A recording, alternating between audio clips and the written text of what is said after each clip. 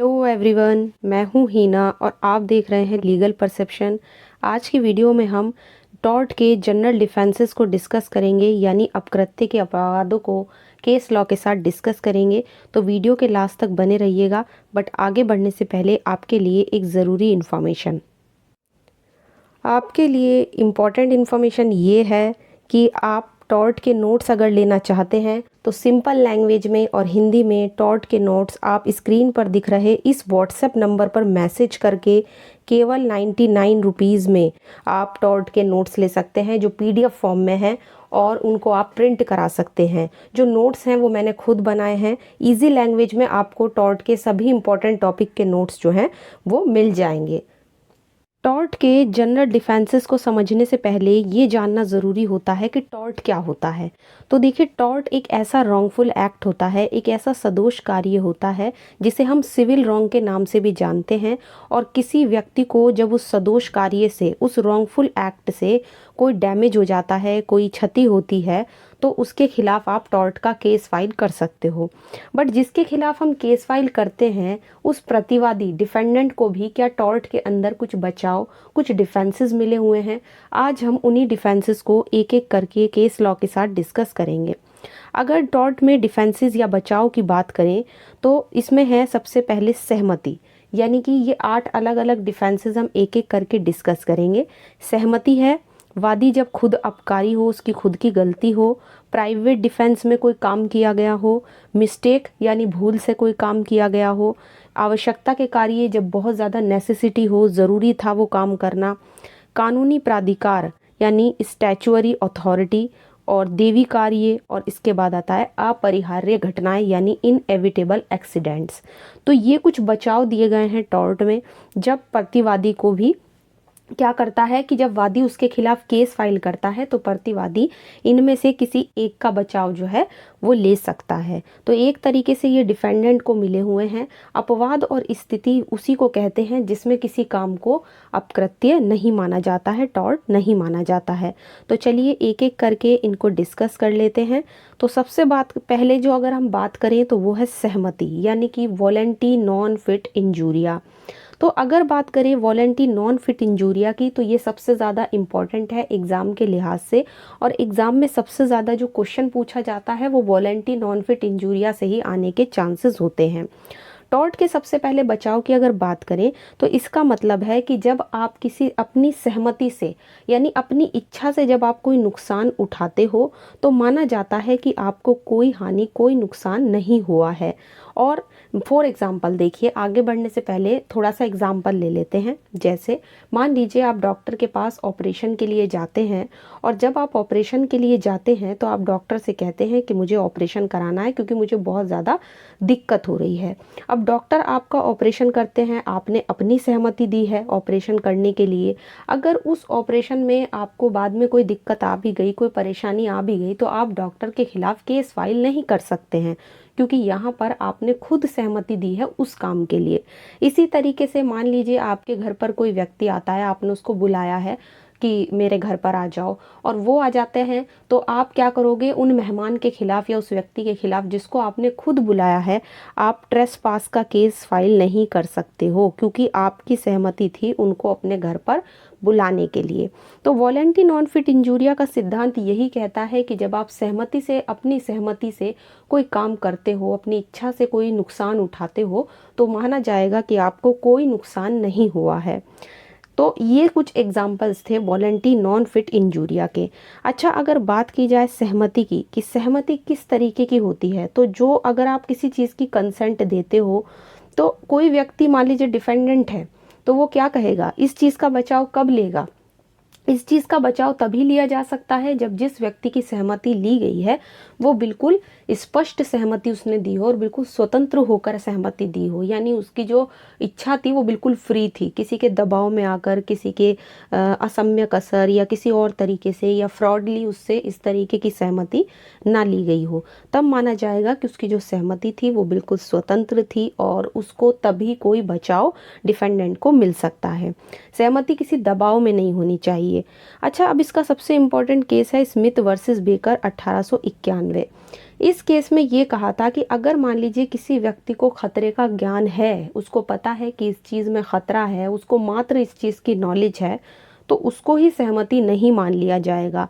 यही बात कोर्ट ने इस केस में कही थी कि अगर कोई व्यक्ति अपने आप किसी घटना को आमंत्रित करता है तो भले ही वो उसके परिणाम से नुकसान उठाए, उसके लिए वो केस फाइल नहीं कर सकता। यानी खुद अगर कोई व्यक्ति किसी घटना को बुलाता है।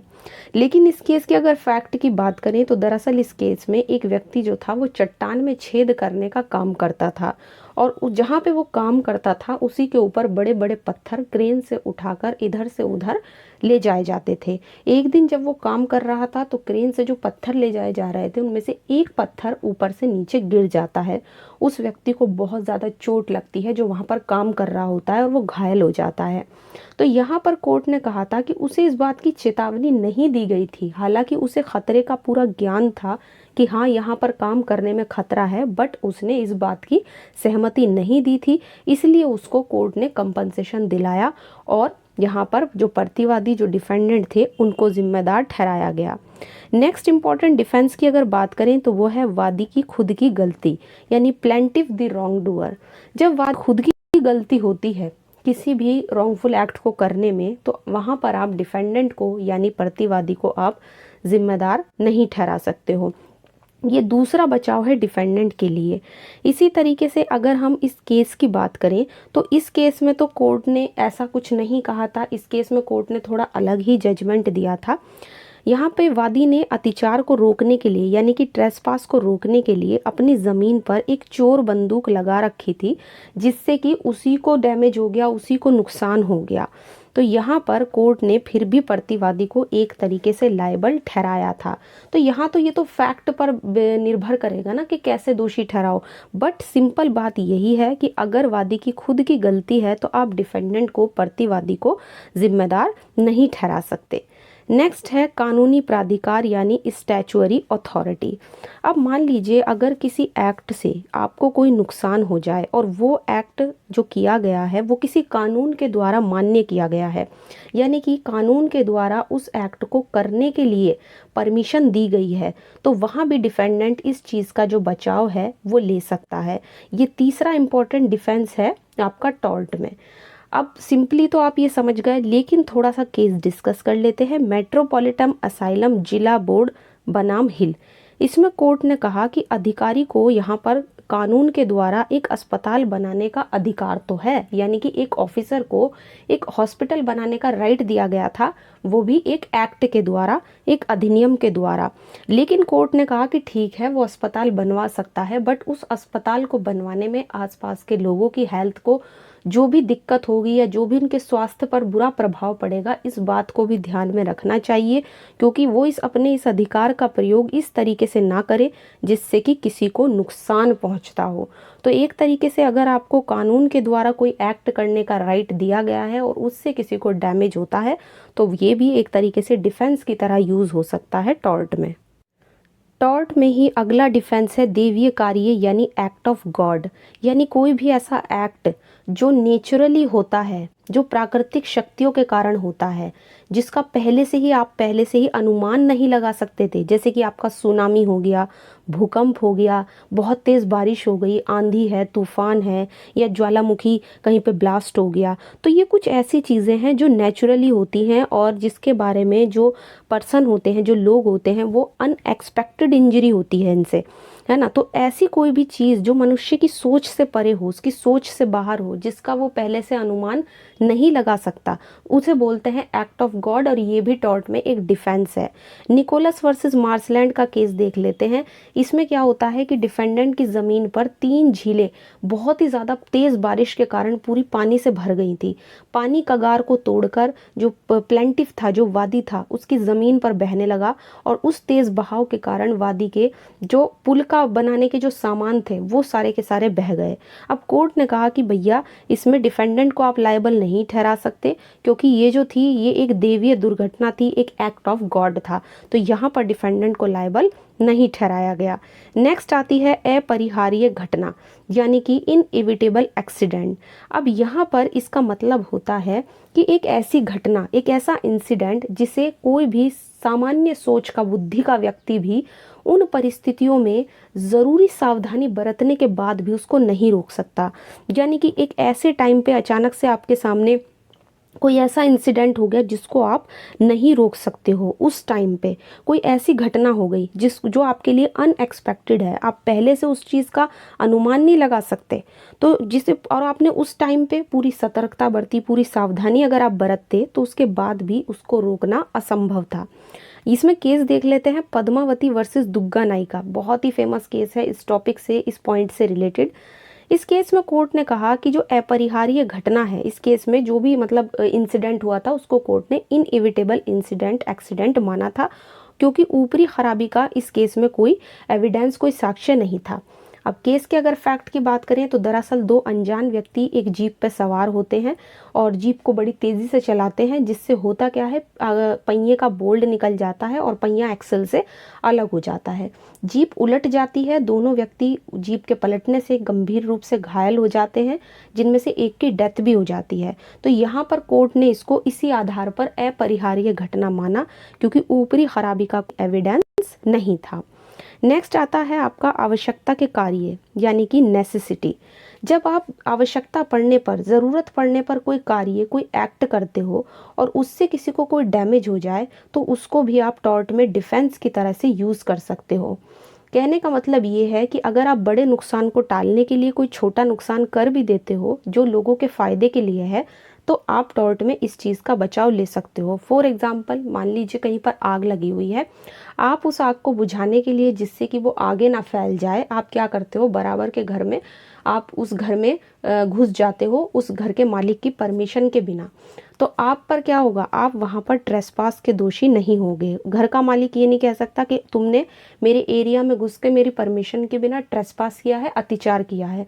तो क्योंकि वहाँ पर उस समय आपको ज़रूरत थी, अगर आप वहाँ पर ना घुसते ज़बरदस्ती वो मकान के मालिक की परमिशन के बिना, तो आग जो थी वो धीरे धीरे करके हर जगह पे फैल जाती। तो इसी तरीके से ज़रूरत को देखते हुए अगर आप कोई ऐसा कदम उठाते हैं जो फ़ायदे के लिए हो और बड़े नुकसान को रोकने के लिए हो, तो वो भी वहाँ पर टॉर्ट नहीं माना जाएगा और ये टॉर्ट में एक डिफेंस है। क्योंकि इसके संबंध में एक बड़ा ही फेमस सूत्र है कि ज़रूरत जो है वो कानून को नहीं मानता। जब आपको ऐसी नेसेसिटी हो, आपको बहुत ज़्यादा ज़रूरत हो कोई एक्ट करने की। नेक्स्ट आता है आपका प्राइवेट डिफेंस। प्राइवेट डिफेंस का जो इम्पोर्टेंट टॉपिक है ये आपको आईपीसी में भी मिलेगा, सेक्शन 96 से लेके 106 तक। प्राइवेट डिफेंस का जो बचाव है वो आपके क्रिमिनल लॉ में भी है, आईपीसी में जब हमने पढ़ा था। और अब यहाँ पर टॉर्ट में भी प्राइवेट डिफेंस एक बचाव की तरह, एक डिफेंस की तरह यूज़ होता है। प्राइवेट डिफेंस में आप अपने शरीर का, अपनी प्रॉपर्टी का या अपने किसी भी संबंधित व्यक्ति की प्रॉपर्टी के बचाव में अगर कोई टॉर्ट करते हो, कोई रॉन्गफुल एक्ट करते हो और उससे किसी को डैमेज हो जाता है, तो यहाँ पर भी आपको बचाव मिलता है।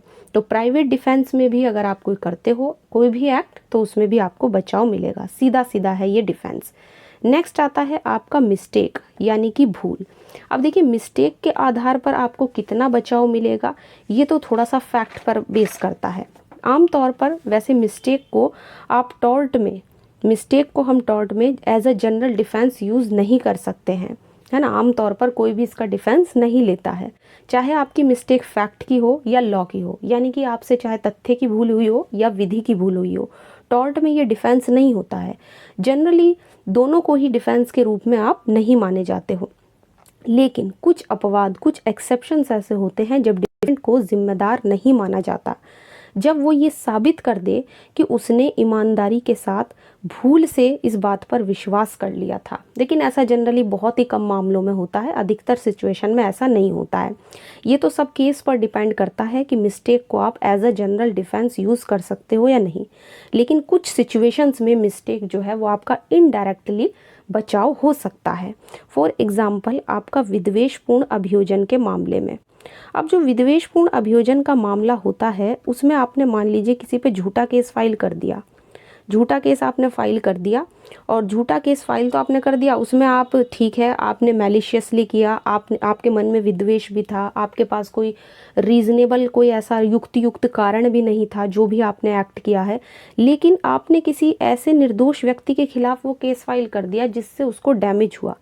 अब यहाँ पर आप इस चीज़ का बचाव ले सकते हो कि जिस व्यक्ति के खिलाफ मैंने केस फाइल किया है वो निर्दोष था और मुझे भूल हो गई थी उसके बारे में, यानी मैंने जो है वो ईमानदारी के साथ, मैं भूल से, मैं आपको ये विश्वास दिलाता हूँ कि मैंने ईमानदारी के साथ, मुझसे वो भूल हो गई थी और मैंने गलती से उसके बारे में कुछ और ही विश्वास कर लिया था।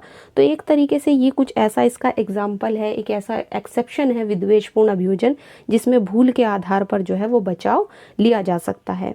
तो आज की वीडियो में हमने टॉर्ट के जितने भी जनरल डिफेंसेस थे वो सब जो है डिस्कस किए हैं। केस लॉ, जहाँ पर केस लॉ है वहाँ पर केस लॉ डिस्कस किए हैं, जहाँ पे एग्जाम्पल पढ़ना था वहाँ पे हमने एग्जाम्पल डिस्कस किया है।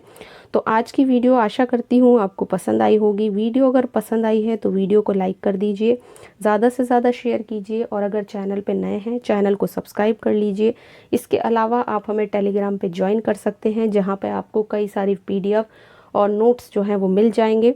तो मिलते हैं नेक्स्ट वीडियो में।